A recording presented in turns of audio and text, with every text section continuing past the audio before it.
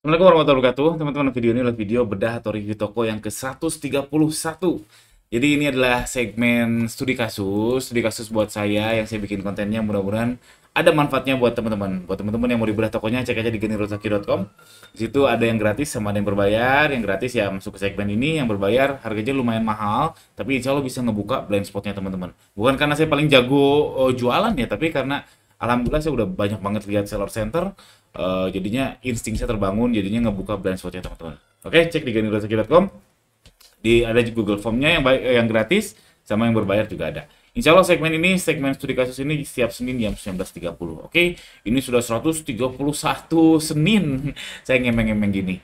Dan hari ini yang mau saya review sebetulnya bukan yang input ini ya, bukan yang input di Google Form ya, tapi saya mau review, nama brandnya adalah Rubtrack.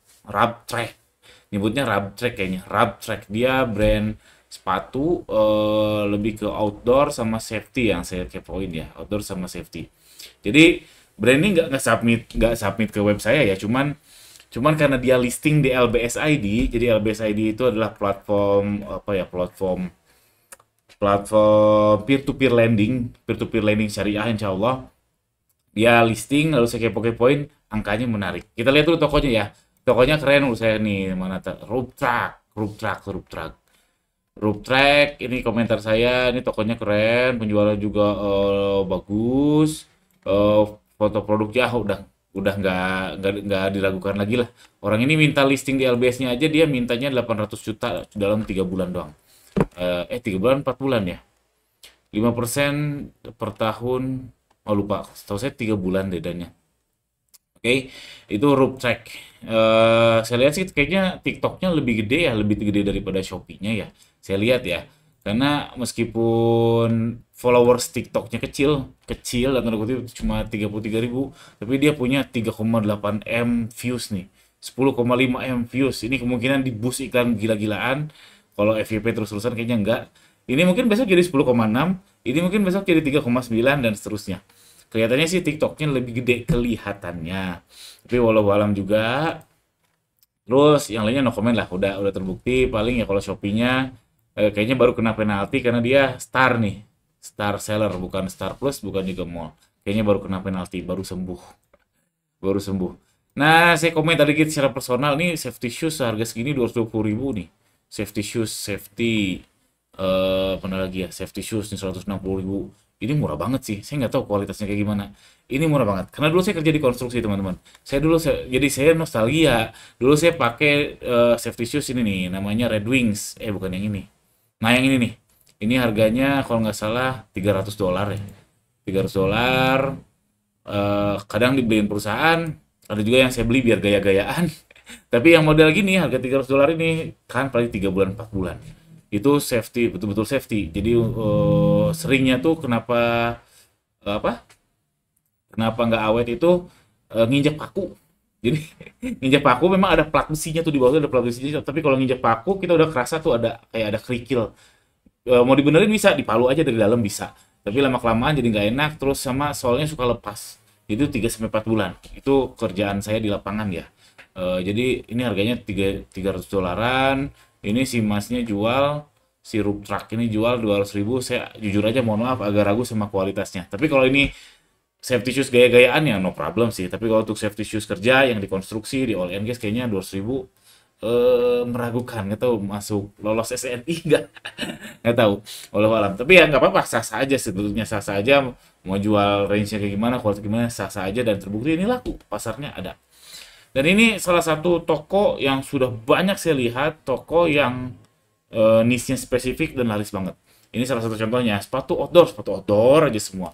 Ada lagi baju baju olahraga muslimah, baju olahraga muslimah pula, bukan baju muslimah ya, baju olahraga, baju muslimah. Itu semua. Ada lagi satu lagi lebih spesifik lagi, baju olahraga muslimah syar'i, laris juga ada. Jadi eh semakin spesifik memungkinkan untuk bukan bukan ya, toko yang palu gada yang nggak sangat spesifik laris banyak, toko yang spesifik laris juga banyak. Jadi saya nggak bisa bilang kalau toko spesifik itu bagus, nggak. Cuman kalau toko spesifik kita jadi lebih simple aja sih, lebih simple brandingnya, lebih simple jangka panjangnya sebetulnya. Kayak contoh tadi ya, cuma tiga nih, tiga level nih, baju olahraga muslimah syari. Syari itu yang panjang ya, jadi nggak membentuk tubuh ketika olahraga, dan seterusnya. Ini sangat spesifik sekali. Jadi enak, brandingnya enak. Cuman hati-hati, kalau sangat spesifik kayak gini, dia nggak bisa mengikuti tren, nggak adaptasi. Walau kalau ternyata tren syari tiba-tiba hilang, udah dia sudah tergilas zaman. Tapi kalau yang palu gada yang agak agak luas, misalkan sepatunya bukan hanya sepatu outdoor, bukan sepatu safety aja, tiba-tiba orang udah nggak males outdoor, semuanya WFH lagi, dia bisa digilas zaman, terpaksa harus eh harus pivot, harus ubah haluan. Oke. Ini secara komentar pribadinya. Cuman yang saya pengen komentari sebetulnya prospektusnya. Cuman sayang, ini saya buka 2-3 hari lalu dia open 800 juta. Hari ini, jadi kayaknya 3 hari yang lalu lah, 3 hari yang lalu ya. Sekarang tuh ini tanggal 17, berarti tanggal 15 dia open listing di LBS-nya. Dia buka 854 juta. Hari ini tanggal 17. Nih 17, nih 17. Itu sudah terpenuhi 800 juta.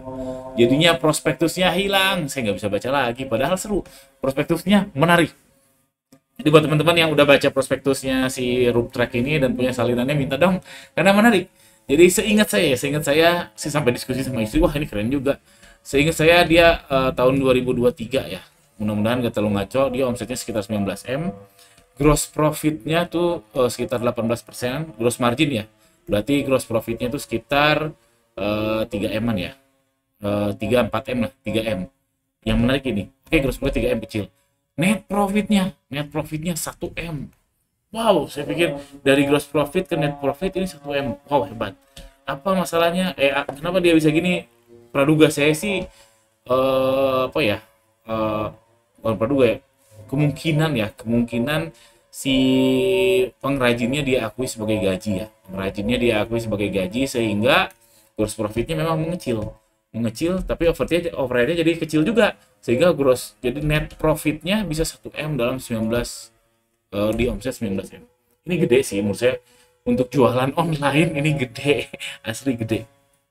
Nah, teman-teman akan heran kalau misalkan sering lihat-lihat di peer-to-peer lending, baca prospektus, akan heran teman-teman yang biasa jualan online akan terengah-engah kalau lihat prospektus non online. Contoh ya. Contoh nih, ini prospektus dia jualan makanan. Ini tahun 2022 sih, tapi ya mungkin masih relate.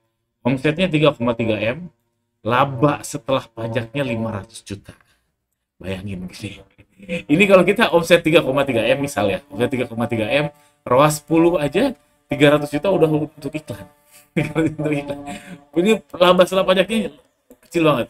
Kalau saya ya, kalau pengalaman saya toko-toko online saya, kalau misalkan saya bisa omset 3,3 M, laba setelah pajaknya saya nggak mungkin dapat 500 juta.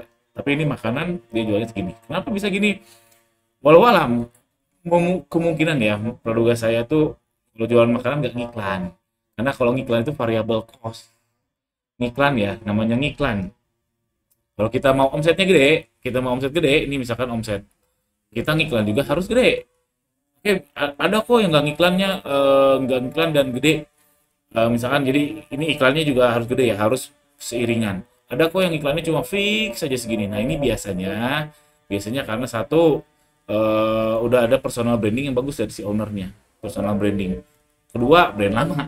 Kalau brand baru jualan terus berharap iklannya stabil aja omsetnya naik terus, susah. Ketiga, ini brand lama ya. Ketiga, memang lagi hoki dalam tanda kutip ya, hoki disukai oleh algoritma, dan itu biasanya nggak lama sebelum dipaksa untuk ngiklan. Jadi di ketagihan dulu, misalkan di TikTok nih, oke, aku iklannya cuma 20.000 kok sehari, tapi omsetnya 20 juta misalkan. Oke, itu bagus. Manfaatkan, hati-hati soal keuangan. Jangan sampai nanti, saya yakin betul ada di satu titik di mana trafficnya dihilangin, terus Anda merasa punya uang, jadi ini ngiklan dan nagih, dan akan masuk terjelembab ke yang ini, biaya iklan harus tinggi untuk omset tinggi juga. Jadinya ya begitu. Ya, ini studi kasusnya teman-teman. Yang jelas yang punya prospektusnya tolong share dong, karena keren banget, omsetnya 19 M, profit bersihnya bisa 1 M-an. Ini sekitar 5% ya. 5% standar sih sebetulnya 5% tuh di bawah inflasi yang 7%. Cuman ini gross profitnya nih. Dari gross profit ke net profitnya dari 18% sekitar 3M jadi 1M nih. Ini hebat sih menurut saya. Eh ya tanda tanya lah, tanda tanya. Tanda tanya. Berapa yang sehat? Yang sehat tentu di atas 7% ya, di atas inflasi. Net profit marginnya ya, net profit margin. Hati-hati, net profit margin itu adalah setelah dikurangi depresiasi, setelah dikurangi apa? Depresiasi dan eh apa? Aduh, pajak. Net profit margin. Mana nih? Kalau ini net profit marginnya 17%. Kalau makanan tuh memang aneh. Memang di luar nurul saya sih karena saya belum pernah jualan makanan ya. Jadi makanan itu 20% net profit marginnya. Kalau kita jual online tuh 5% udah syukur. Ini bagus 5%. Oh, ya standarnya 1% mungkin ya. Ada juga yang minus 5% tapi nggak sadar juga ada. Kalau saya tuh berkutat memang di -1 sampai 3% lah. Last 36 harinya ya. Oke teman-teman, video ini mudah-mudahan ada manfaatnya. Ini studi kasus saja buat teman-teman yang mau kaosnya samaan kayak saya nih, namanya ada kaos MBGR. Tolong support saya, cek di keranjang di bawah, tolong dibeli ya sebagai bentuk teman-teman support saya dan saya juga jadi lebih semangat lagi untuk jualan untuk bikin kontennya. Dan juga cek di ganirozeki.com, insya Allah ada beberapa tools yang bisa mempercepat proses kerja teman-teman. Insya Allah manfaat. Insya Allah. Cek aja di situ. Jangan lupa subscribe. Sampai jumpa di Bedah Tahu selanjutnya. Senin jam 19.30. Assalamualaikum warahmatullahi wabarakatuh.